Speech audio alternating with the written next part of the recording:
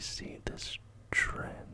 It started a little while ago, but it's gotten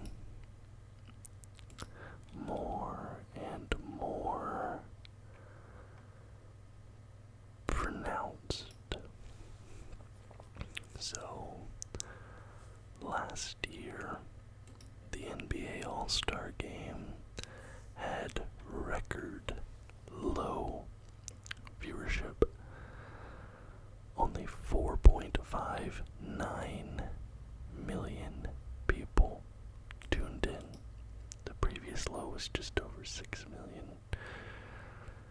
The finals for Game 1, the viewership for Game 1 of the finals last season was the least watched finals since 2007. This is the Boston-Dallas series. The least watched since 2007.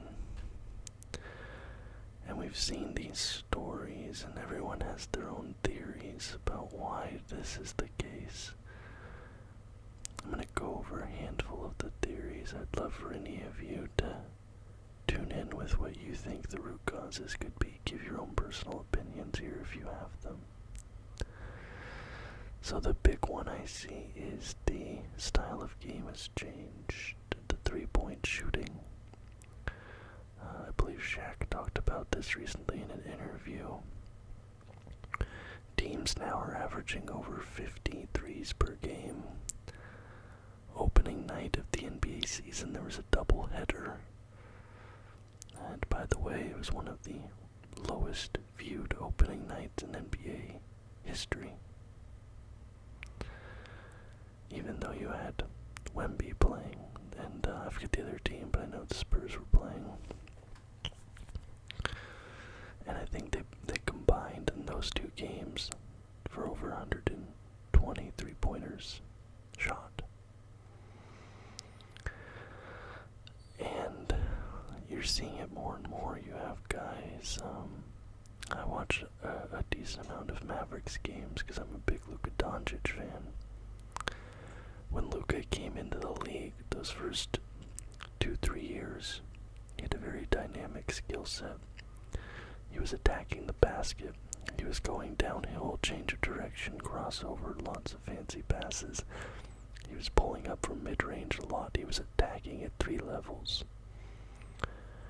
If you watch Luka now, a majority of his shots he's taking are three-pointers, and a lot of them are step-back three-pointers. That fun, exciting versatility that was a trademark to his gameplay in his younger days and when he played in EuroLeague is just completely absent now in favor of the analytically driven three-point shooting. You're seeing it now with centers shooting, even guys who are not great shooters, shooting the three-pointer. And this is leading to a stagnation of offenses. A lot of offenses look the same. Dribble, handoff, screen, three-point shot.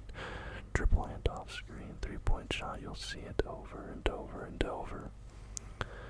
And I see a lot of people blame the Golden State Warriors for this now. As much of a hater as I am of the Golden State Warriors, that was not how their offense worked. The Splash Bros Warriors, and even when they brought in KD, the ball was always moving. There were double screens, there were, I believe they're called elevator screens, there was all these different sets that they were running, that these teams now that are just chucking three-point shots aren't running. So I don't blame the Warriors, I blame lazy, analytic-driven coaching for that. Now, I don't dislike analytics. Just as a rule, I think they're very valuable to assess players, assess teams, and help guide your decision-making within sports. But if you're only relying on analytics instead of using it as one tool in your arsenal, then it's not, you're not in a good, you're not really coaching. Like, what is a coach doing anymore besides telling players run a play to get open from 3 points? And then, like, you're basically just relying on whether they're hot or they're cold. So I do think that is one aspect, is the stagnant offenses and the over-reliance on one specific type of play. Because I remember growing up, every team kind of played their own style, and they were unique. Growing up, the Lob City Clippers, they were a fast 7-second offense, running the floor, attacking the basket, boom, boom, boom, boom, super exciting, fast-paced play. There were the Spurs, they were all about ball movement, finding open lanes, teamwork, communication. You had the Kobe Bryant Lakers, it was kind of like an ISO heavy, running the ball through one dude type offense. It was like an elite scorer. Go a little bit further back, you had the Bad Boy Pistons. They were just hard-nosed, strong defense. They were gonna beat you up. You were gonna leave the game bruised and knowing, and like, you were gonna feel it. Teams had unique identities, and the fan base could kind of rally around that identity and connect with it. Now, every team basically feels the same. And that ties in with the lack of defense. I think that can all be one point there.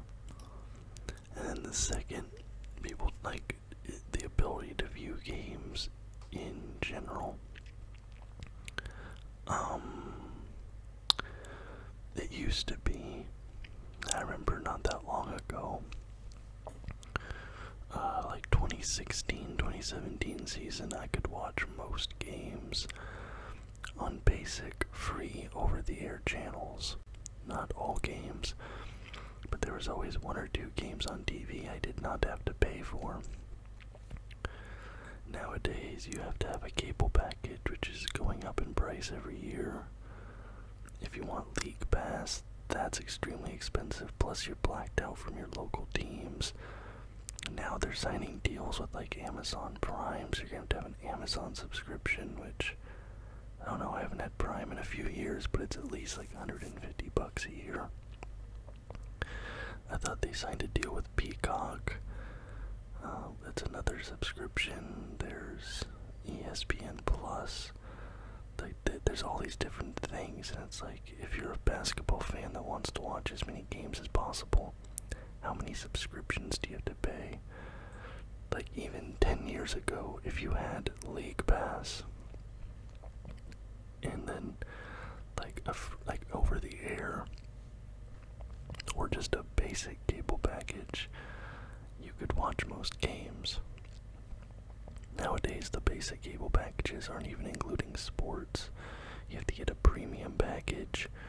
Sometimes you have to pay a subscription on top of your cable package.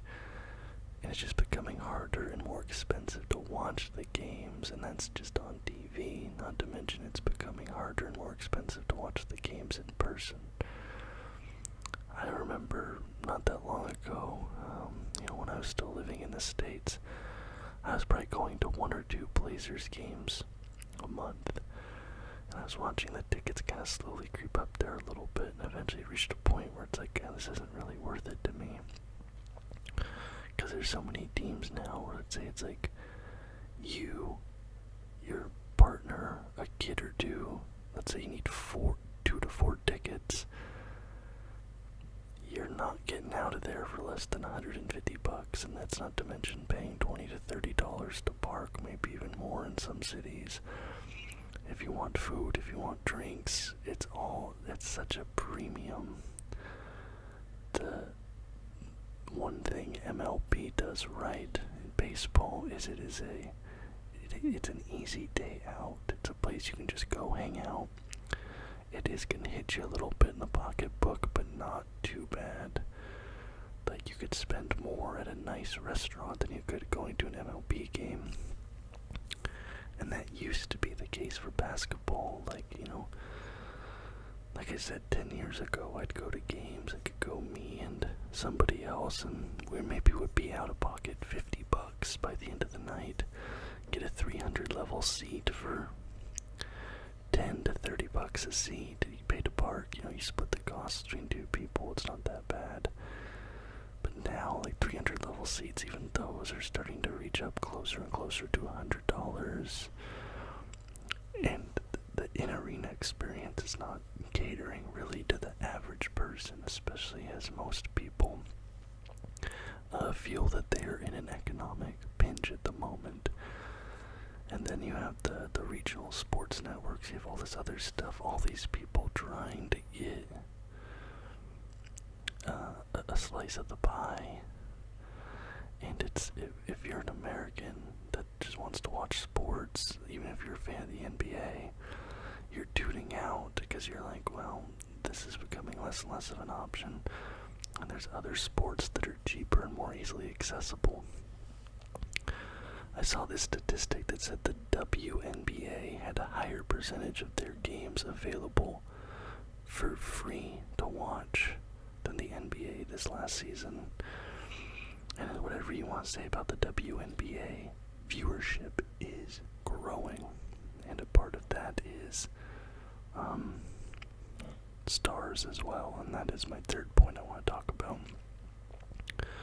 Because an interesting thing here, this article I was reading about viewership, games with LeBron James, Steph Curry, and Kevin Durant still see strong viewership. But it's games outside of that with other players that are seeing worse viewership. LeBron James is like 40 years old. Kevin Durant is a season or two away from retiring, more than likely. Steph Curry's getting up there. Who knows, like, these guys aren't going to be here in 5 years. Why has the league been unable to market a new face of the league? Because we have so many good players at the moment in the league, good young players. Shai Gilgeous-Alexander, Luka Doncic, Paolo Banchero, like the Wembanyama, the list goes on and on and on. Why aren't these guys out there public facing? Why aren't they driving casual interest the way LeBron, Steph, and KD are? And I think the attitude of those guys plays a role, but I think also the NBA has a responsibility to market those guys properly, and they're not doing so. And what's weird is we had this sort of generation of stars that came in between that LeBron, KD, Steph era and the new young stars now. Guys like Giannis, guys like Embiid. Maybe you could put Harden in that group. Maybe you could put Paul George in that group. But you had this other group of stars. Jokic even right now. Jokic is the best player in the league right now. Why isn't his face on every commercial out there? Why isn't Nike doing these commercials with Giannis like they did with LeBron and Michael Jordan back in the day? Why isn't Gatorade putting Joel Embiid on billboards? Like, there's a little bit of that. But it really feels like you have Jason Tatum doing potato chips.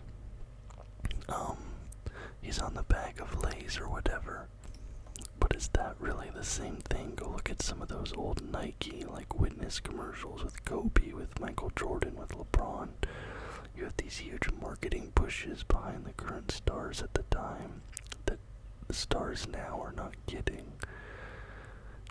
And you still see LeBron in these commercials on TV. Why isn't that Anthony Edwards? Why isn't that Jason Tatum? Why isn't that Luka or Wemby or Shai? So if you're not marketing these stars to make people care about them, people aren't going to care about them. Because you have these amazing players, the talent level, the overall talent level in the league is higher now than it's ever been. But people don't care. People would rather watch a college basketball game. I believe there was like a game, the doubleheader opening of the season, like they got outcompeted by college basketball. They're losing viewerships to college football, and there were all these excuses early on in the season. They were like, oh, the presidential debates, all this other stuff is happening, but all that is done now, and viewership is still down, so the excuses aren't working anymore.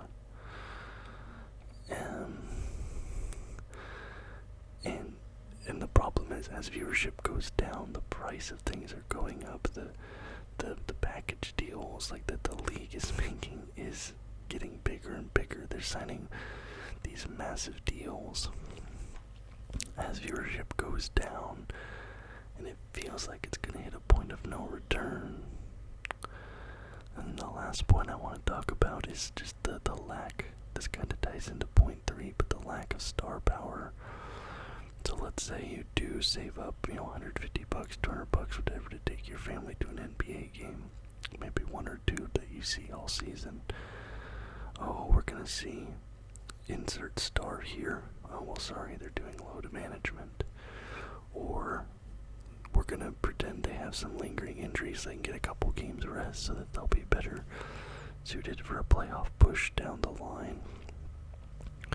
And it seems like somewhere along the way, the NBA forgot that it has to be an entertainment product that people want to watch.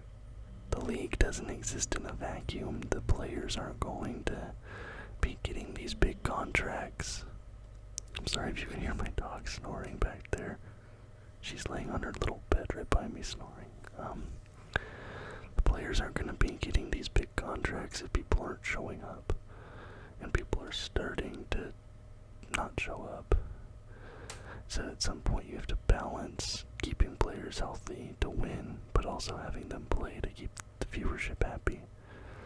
Because if I'm a 76ers fan, I save up all this money to go to a game, but Joel Embiid is sitting, Paul George is sitting, Tyrese Maxey is sitting. I'm going to be sitting there thinking, well, why did I even pay to come here? And if you're playing a game against another team that's resting a player, has a player injured, I'm sorry, but I'm gonna be wanting a refund. And you look at how the NFL markets, and you look at NHL games, they don't have players doing load management. NFL doesn't have load management. MLB doesn't have load management. This is a uniquely NBA problem. There was one final point I was going to make, but I'm forgetting it at the moment, so I'm going to pause and re-brainstorm and come back. Okay, I remembered. I think the other problem is the lack of a competitive landscape in the NBA. In the modern era, NBA teams are either competing or they're tanking. That's all that's happening. There are haves and have-nots. You look at the NFL, any team can win any given Sunday. The Carolina Panthers have multiple wins this season. You look at the NHL, high, not variety, but there's a high randomness. A team that was really good last year can miss the playoffs next year. You can go from making the Stanley Cup final to being out of the playoffs in one season. That can technically happen in the NBA, but there is always sort of a signaling beforehand. A player's hurt before the season, or they get traded, or they lose somebody to free agency. You can kind of tell before the season even starts who will be good and who will be bad. Whereas other leagues, like the MLB, a team can carry most of their 40-man roster from one season to the next and have wildly different results because it's a high-variance sport. Same with the NHL. But the NBA is a low-variance sport. The better team wins almost every single time because of the high volume of shots. And then you apply that to a 7-game series, the better team will almost always win, given that both teams are healthy. there's no real chance of randomness. And as a viewer, that is not very exciting. Now, if you're a fan of the Boston Celtics, if you're a fan of the Oklahoma City Thunder, okay, well, you're excited because you're seeing your team be good. But the only thing that can really happen to surprise you is them disappointing you.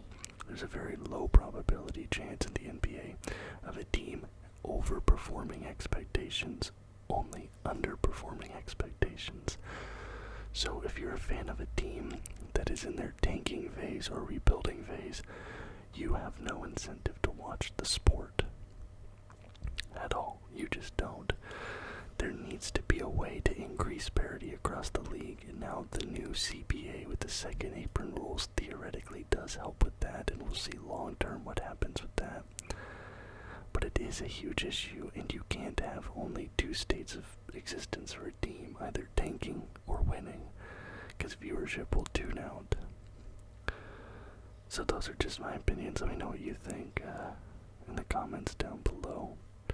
One last thing I think is a big issue is NBA media itself. They only focus on big cities and big names. Like Paolo Banchero, he was the #1 overall pick like 2-3 years ago. He's been killing it in Orlando. They're not talking about him. There was all this hype put into Zion. He's been a bust. And like you have to, the NBA media landscape does not adjust well, it feels like, to covering teams and players outside of major markets. Like Cleveland is absolutely killing it right now in the NBA, but you don't have like Stephen A. Smith going to Cleveland, like you don't, because the market is still undesirable. And I think that we're heading for an inflection point here where I don't know what's going to happen when the current CBA and the current TV deals are up, because it's very possible that there will be less viewership at the end of this television deal than there was at the beginning. Anyway guys, thank you. If you liked the video, please leave a thumbs up and subscribe to the channel for more content just like this almost every single day. Till next time guys.